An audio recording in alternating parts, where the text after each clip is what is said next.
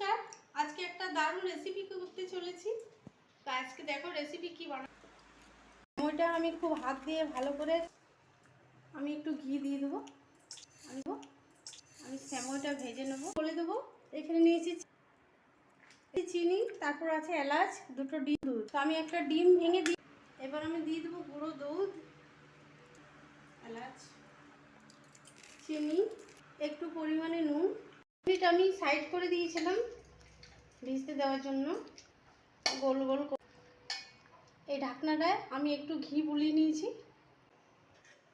দেখো কি সুন্দর গোল হয়েছে।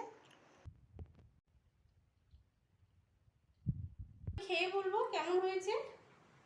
একদম মুচমুচে লাল, ভেতরটা খুব সুন্দর হয়েছে। এবার খেয়ে বলবো।